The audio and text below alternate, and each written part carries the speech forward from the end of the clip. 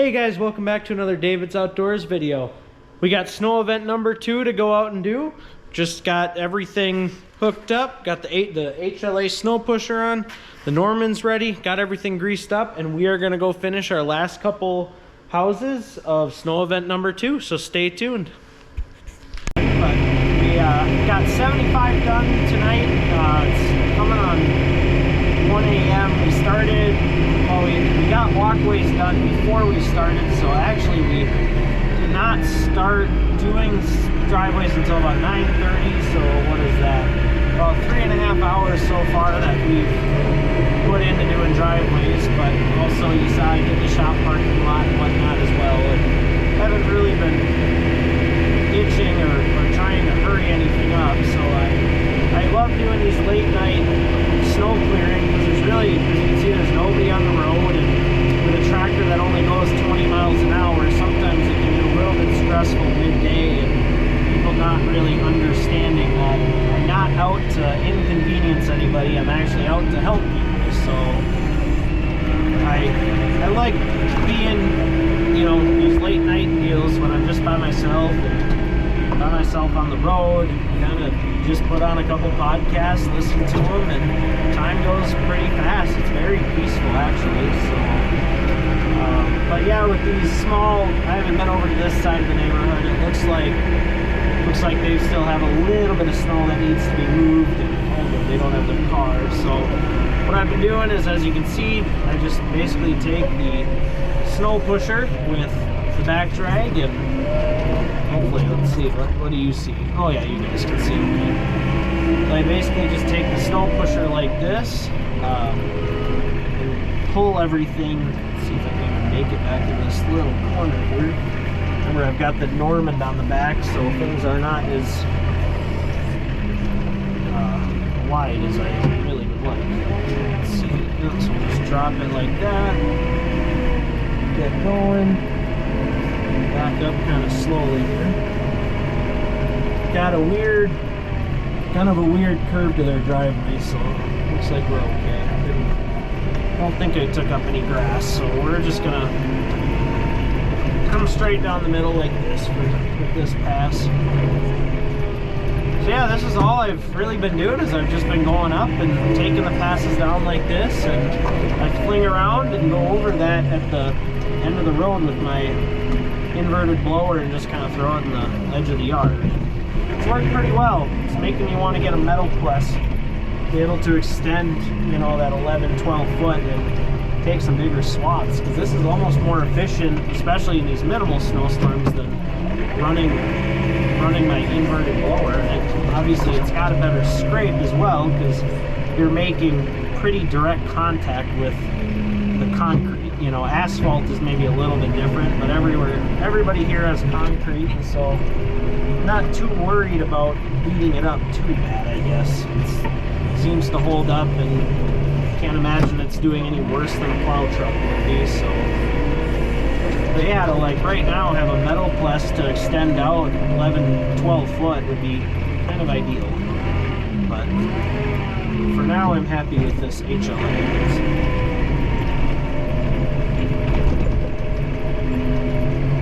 This is all I've been doing for the last 4 hours.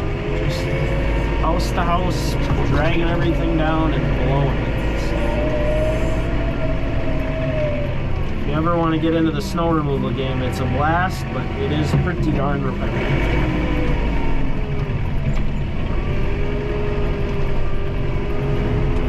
But I will say it's a lot better than doing it trailering my little 1025R like I was last year, so pretty nice. Half the time I'm in a sweater, in a t-shirt or a sweatshirt, because it really is not that cold in this cab. In fact, actually sometimes it's hard to keep it, cooler. So half the time I'm doing snow removal with the air conditioning turned on and shirt. Not too thrilled with how that looks, but it's supposed to be about 40 tomorrow, so ideally that should melt the rest. Then, like I said, we just kind of back up. see the pile right there of snow. What I'm going to do is, actually we'll push this one a little bit.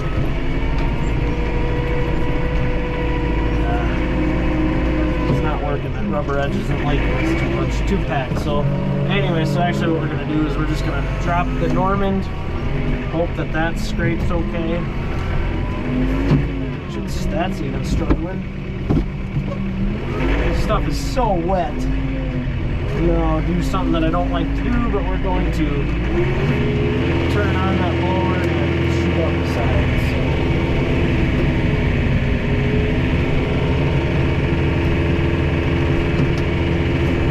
Might have to take a video of this for you guys. Yeah, I know you're locked up in the front, so you can't really see what's going on, but basically we're just shooting the snow right kind of at the edge of their driveway. I'll turn that off and let auto throttle do its trick. Actually, let's get out of A range. Here we go. And on to the next house. It should be just not too far up the road. See, it goes pretty quick.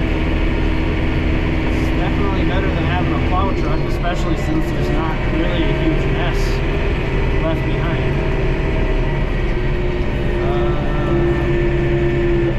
Let's see. I believe this is her house here. Yep.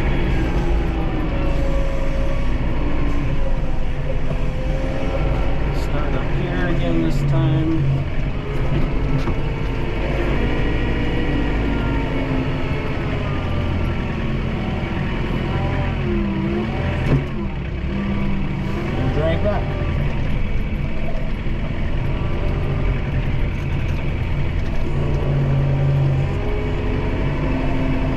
The reason I kind of swing the back end around as I get towards the bottom is because some of these people have flared out driveways. In order to get that, I need to kind of run the snow pusher along the edge. So by flaring out the back end, it kicks the snow pusher, the loader and snow pusher out farther. So I'm only trying to take like half swipes, because if the one issue that this snow pusher has is they don't really have a great system on the sides. I should go take that into like a weld shop and see if they can custom weld kind of some blockers on the side.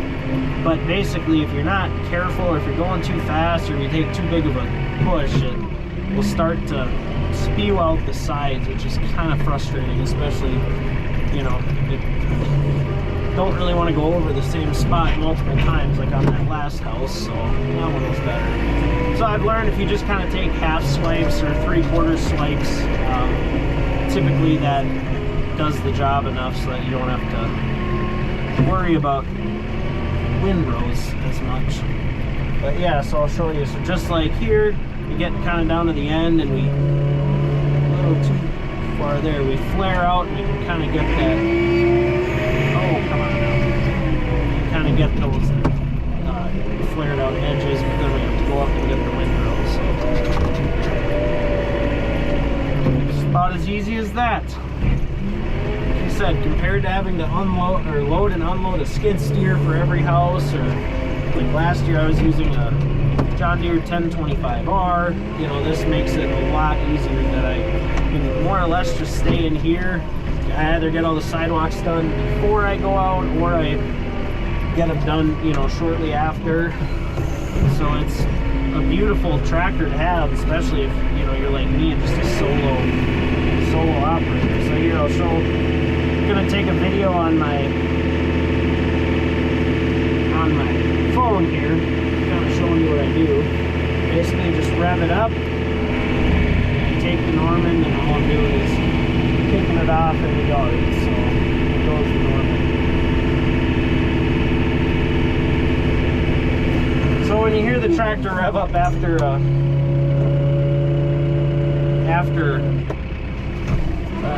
didn't want to go up there.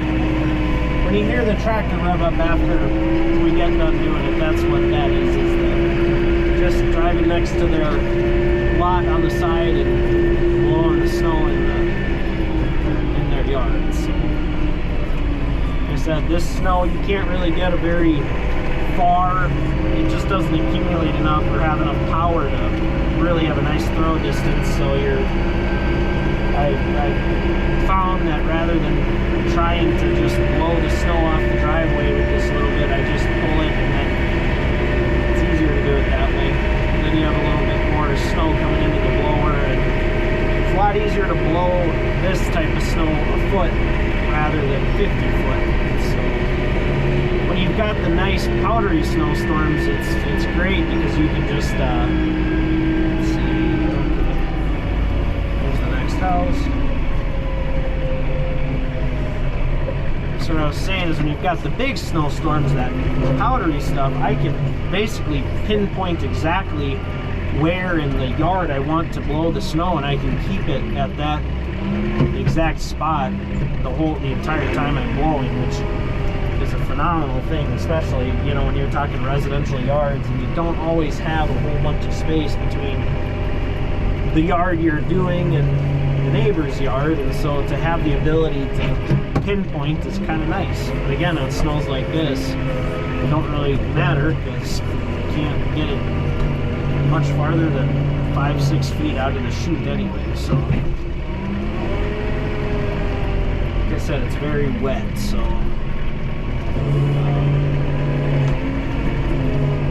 it packs very easy. Luckily, I only dealt with one clog yesterday. I just wasn't keeping the, and I knew I was doing it too, wasn't keeping the RPMs up as high as I should have been, and of course stuff got packed in and ended up clogging the blower. Oh, don't want to get too close there. Heart just sank a little bit. Didn't see that. The car, and I don't like getting so close to vehicles with these things, so one little tap on the pedal a little too hard can make for some bad times. So again, we're just backing up and we're going to drop the blower, raise the RPMs, and kick it off. That's all we do. Now that house is done. It's not what I meant to. Sorry guys. Look like kind of a rookie today. So now I believe we're on to the last house. I thought we had 5, but I guess we just have 4 in this little neighborhood. So do one more and call it a night at 1 a.m. If I can edit this video for you guys and go to bed. It'd be nice. Excited for it. I haven't really gotten a whole lot of sleep over the last couple nights. What is that, cat? Man. Little cat. Oh, okey-dokey.